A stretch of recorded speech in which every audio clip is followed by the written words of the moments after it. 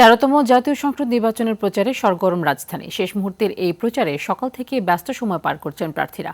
ভোটারদের কাছে গিয়ে দিচ্ছেন নানা উন্নয়ন আর সমস্যা সমাধানের প্রতিশ্রুতি। ঢাকা ৯ আসনের বিএনপি প্রার্থী হাবিবুর রশিদ হাবিব এক ব্যতিক্রমধর্মী প্রচার চালিয়েছেন। বিশেষ চাহিদা সম্পন্ন শিশুদের সঙ্গে দক্ষিণ বনশ্রীতে আসেন তিনি। বলেন, জয়ী হলে সরকারিভাবে বিশেষ চাহিদা সম্পন্ন শিশুদের জন্য কাজ করার প্রতিশ্রুতি দেন তিনি।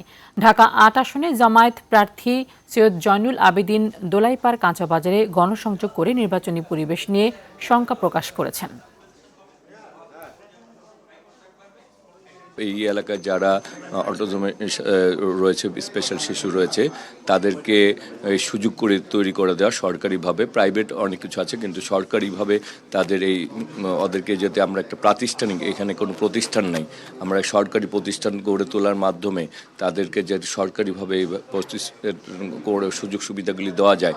আমি আগেও বলেছি, আমাদের সংগঠনের পক্ষ থেকে বারবার বলা হচ্ছে যে লেভেল প্লেইং ফিল্ড তৈরি করার জন্য অবৈধ অস্ত্র উদ্ধার, সন্ত্রাসীদের গ্রেপ্তার, কালো টাকার ব্যবহার মনিটরিং করা, এগুলো আসলে দৃশ্যমান আমরা দেখছি না। এই জন্য কিছুটা শঙ্কা তো এখনও আছে।